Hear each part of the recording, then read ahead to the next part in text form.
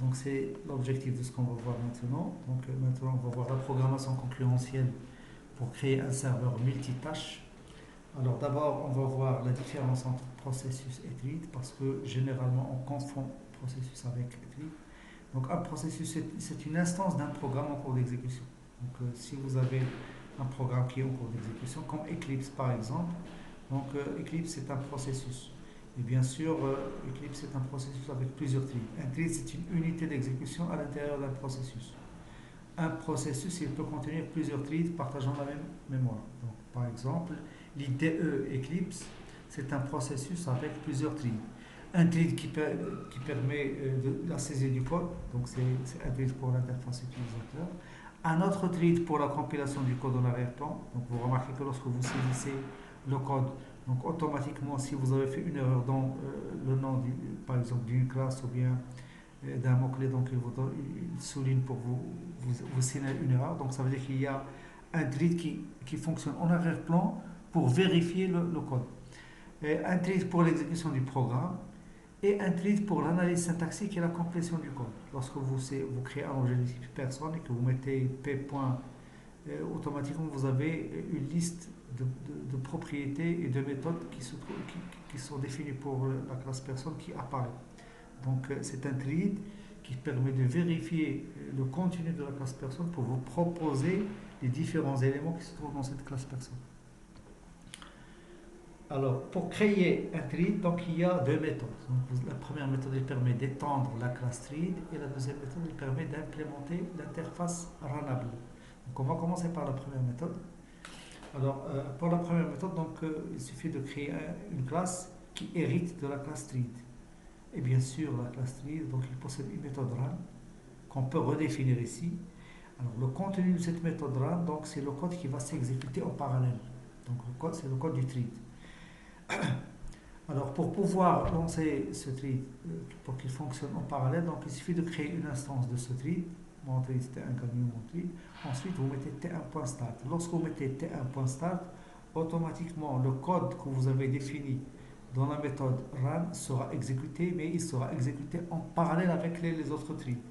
Donc, c'est pas comme si vous mettez t1.run. Si vous mettez t1.run, le code il sera exécuté séquentiellement. Ça veut dire qu'il va s'exécuter comme n'importe quelle autre méthode. Mais si vous mettez t1.start, il va s'exécuter en parallèle avec les threads ou bien le thread principal.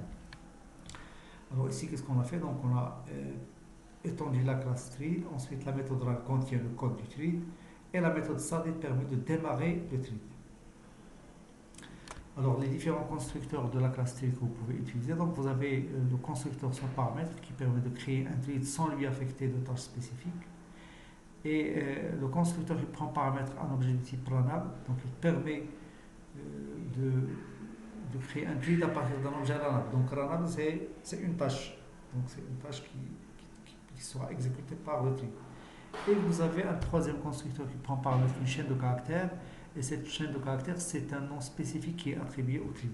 Donc, bien sûr, les deux premiers constructeurs donc, ils permettent de créer un thread avec un nom qui sera généré.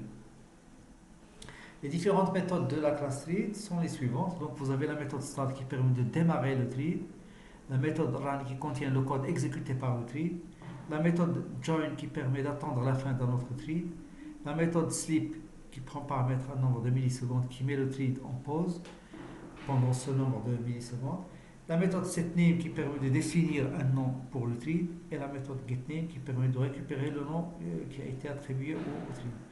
Et enfin la méthode isAlive qui permet de vérifier si le thread est en cours d'exécution. Bien sûr, il retourne un booléen. La deuxième méthode elle permet d'implémenter l'interface runnable. Donc c'est une autre façon de créer un thread. Donc bien sûr en implémentant cette interface runnable. Donc l'objectif de cette deuxième méthode c'est de créer un thread sans avoir à hériter de la classe thread. Parce que parfois vous avez une classe qui hérite déjà d'une autre classe et vous n'avez pas la possibilité d'hériter également de la classe thread. Et dans ce cas-là, donc, il faut passer par l'interface runnable. Donc, avec l'interface runnable, donc, vous pouvez créer une tâche. Ici, je l'appelle ma tâche. Et bien sûr, l'interface runnable, c'est une interface qui possède une seule méthode abstraite qui est la méthode run. Dans cette méthode, vous allez mettre le code qui va s'exécuter en parallèle. Et bien sûr, ce qu'on vient de créer ici, ce n'est pas un thread, c'est un runnable. Pour créer un thread, il faut créer un objet de type thread et lui passer en paramètre le runnable que vous venez de créer. Donc new attache. Attache, c'est la classe qui implémente l'interface runnable. Et bien sûr, T1.sub, donc ça vous permet d'exécuter ce thread là. Donc ce thread, qu'est-ce qu'il va exécuter? Donc il va exécuter la tâche qui est passée au paramètre ici. Donc ça c'est une autre alternative. Dans le cas où vous avez une classe qui hérite déjà d'une autre classe, vous n'avez pas la possibilité d'hériter de la classe thread. À ce moment-là, vous pouvez implémenter l'interface runnable. Alors la différence entre thread et runnable, donc la classe thread hérite de. Donc, si vous utilisez la classe thread, donc vous allez hériter de thread, donc pas possibilité d'hériter d'une autre classe. Par contre, avec runnable, donc implémenter runnable permet l'héritage d'une autre classe. L'utilisation de la classe thread, donc c'est plus lourd, c'est-à-dire qu'il est lié au thread. L'utilisation de runnable, donc c'est plus léger parce que uniquement la logique de la tâche. Donc vous avez, il suffit de définir la logique de la tâche. Alors ici vous avez comment on va exécuter en parallèle plusieurs threads. Donc ici vous avez la classe affichage qui est héritée de la classe thread, dans laquelle vous avez un attribut type chaîne de caractères qui est le message. Ensuite vous avez la méthode run. Qu'est-ce qu'il va faire? Donc il va aller de i égale à 0 jusqu'à 4 et il va afficher message-i. Donc message-0, message-1, etc. Et avec une pause de 500 millisecondes, la moitié d'une seconde. Donc il va afficher message i, et il va attendre 500 millisecondes. Ensuite il va afficher le nouveau message i, etc. Et ici vous avez la création de deux threads, T1 et T2. Donc T1 message c'est thread 1 et T2 message c'est thread 2. Je lance les deux messages, les deux threads. Donc automatiquement, parce que vous avez thread 1, 0, thread 2, 0. Donc vous avez l'exécution en parallèle des deux threads. Donc vous n'avez pas thread 1, 0, thread 1, 1, thread 1, 2, thread 1, 3 jusqu'à la fin, jusqu'à 4. Ensuite on enchaîne avec thread 2. On a en parallèle, vous avez thread 1 et thread 2 qui fonctionnent en parallèle. Alors l'ordre des affichages varie car les threads sont exécutés en parallèle. Donc vous pouvez très bien avoir ici en premier lieu thread 2. Parce que même si vous mettez ici T1 start et T2 start, donc ça ne veut pas dire que c'est T1 qui va commencer. Donc il se peut que T2 commence.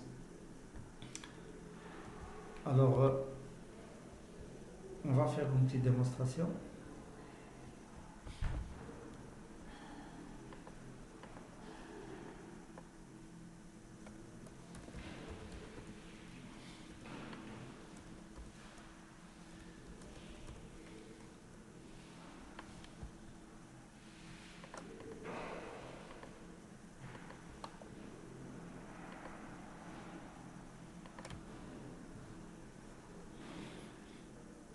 Donc par exemple, je vais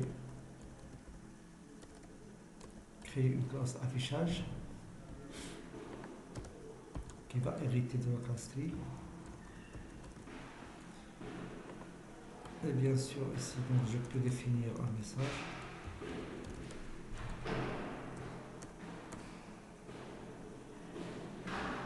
Je peux définir également un constructeur avec paramètre. Donc ce paramètre c'est message. Ensuite la méthode run. Alors la méthode run, qu'est-ce qu'il va faire? Donc il va afficher tout simplement donc for i égale 1 inférieur ou égal à 5 et plus.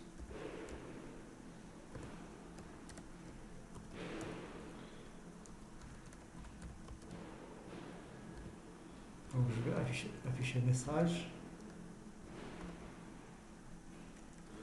Non, il faut mettre le message. Le message que vous avez ici, donc qui sera passé en paramètre dans le constructeur, plus un tiret, ou bien deux points, plus i. Et bien sûr, on va marquer une attente, par exemple 1000 millisecondes.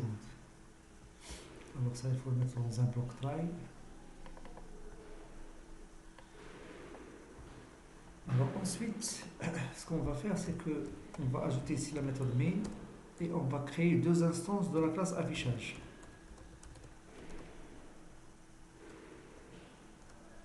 T1 égale new, affichage, par exemple ici T1.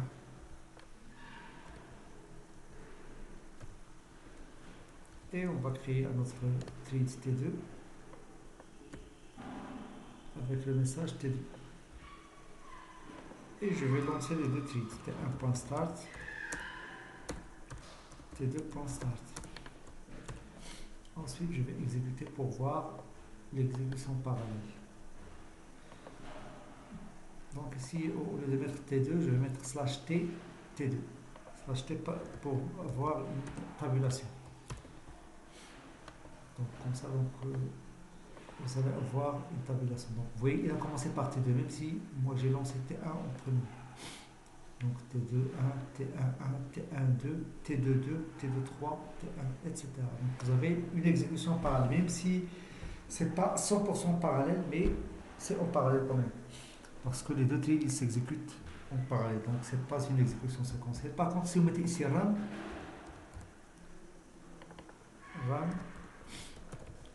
donc qu'est-ce qui va se passer? Donc automatiquement, il va d'abord exécuter T1 jusqu'à ce qu'il termine son travail. Ensuite, il va passer à T2. Donc c'est séquentiel, c'est pas parallèle. Vous voyez la différence? Donc je vais annuler ça, je vais revenir à Start.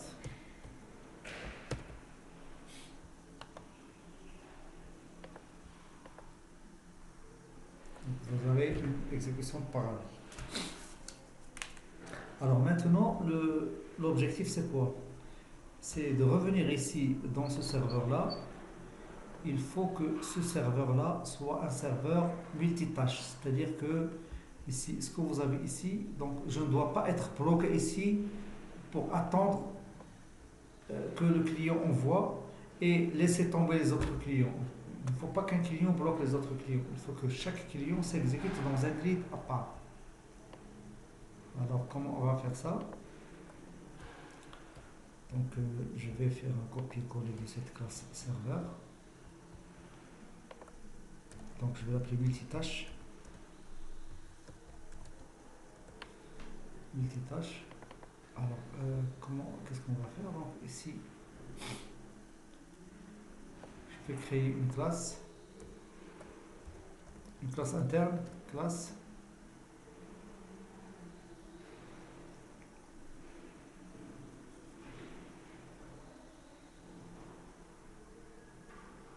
Donc je vais l'appeler traitement.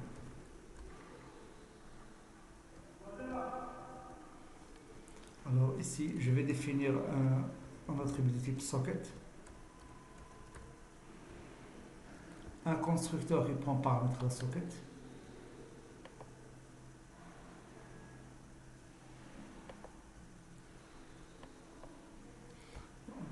Donc, constructeur.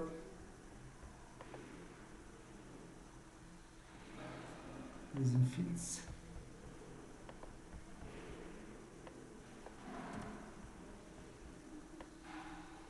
Alors bien sûr, cette classe traitement là, donc il va hériter extend street. Donc il va hériter de la classe street. Bien sûr, ici, je vais ajouter la méthode run. Et dans cette méthode run là, donc c'est là où je vais mettre ce code. Alors ici, une fois vous créez la socket, une fois vous créez la socket en acceptant une connexion, je vais créer un objet type traitement.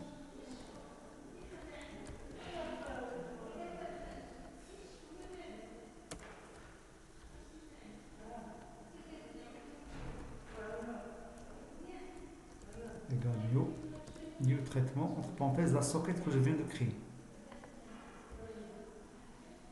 Ensuite, thread.start. La classe, ici vous avez la classe traitement. Je vais la mettre ici à l'extérieur.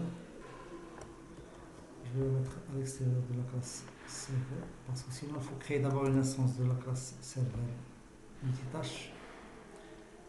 Alors je crée ici une instance de la classe traitement et je la lance. Et ici, qu'est-ce qu'on va faire? Donc le code que vous avez ici qui permet d'interagir avec la socket du client, on va le mettre ici dans la méthode run. Alors ça veut dire quoi? Ça veut dire qu'une fois j'accepte une connexion, automatiquement je crée un thread et je lance ce thread. Et ce thread là, qu'est-ce qu'il va faire? Donc bien sûr, je lui passe en paramètre la socket. Alors une fois je crée cette instance là, je lui passe en paramètre la socket. Qu'est-ce qu'il va faire? La méthode là, qu'est-ce qu'il va faire? Il va récupérer le flux d'entrée-sortie, le flux d'entrée-sortie de cette socket, et il va les utiliser pour interagir avec le client qui a demandé la connexion. Et bien sûr, le fait de faire ça dans un thread, je ne suis pas bloqué ici. Une fois que j'accepte la connexion, je lance le thread et je ne me soucie pas est-ce que ce thread s'exécute correctement ou pas. Donc je passe directement ici pour accepter une autre connexion. Et de cette façon-là, donc je peux accepter plusieurs connexions en même temps sans attente. Alors on va vérifier ça. On va vérifier est-ce que ça va marcher. Donc il y a encore un petit problème ici. Alors, bien sûr, ici vous avez un numéro. Il vous faut un numéro ici. Donc ce numéro-là, donc je vais le mettre ici, statique.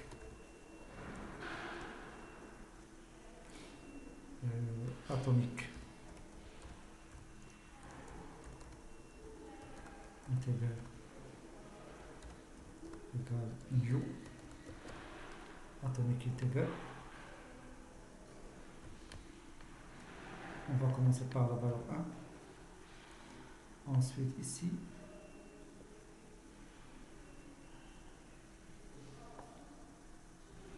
je vais mettre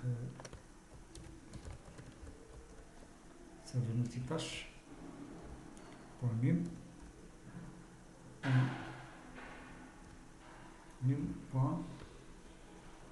get and increment. Bien sûr, il va récupérer la valeur et il va l'incrémenter.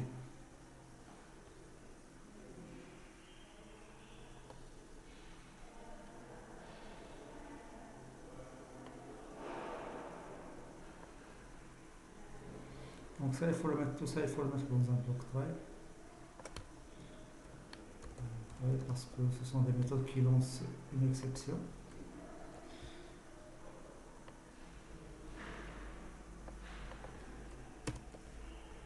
Alors maintenant, on va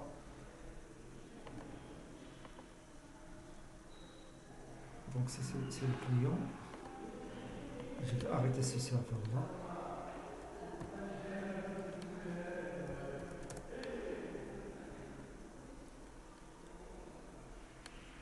Donc Java serveur multitâche. Donc ici je vais lancer le client, Java client. Donc je ne vais rien faire, je vais vérifier est-ce que ça va marcher pour notre client.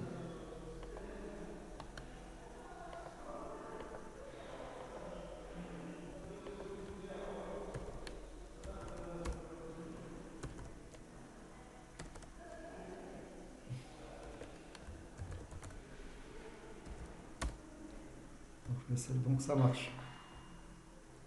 Donc même si le client ici il est bloqué, il ne fonctionne pas, il est bloqué, donc ça n'empêche à notre client de se connecter et de faire le boulot. Donc TT 25, le nom. Donc chacun peut se connecter indépendamment des autres clients. Donc ça veut dire que le boulot a été fait.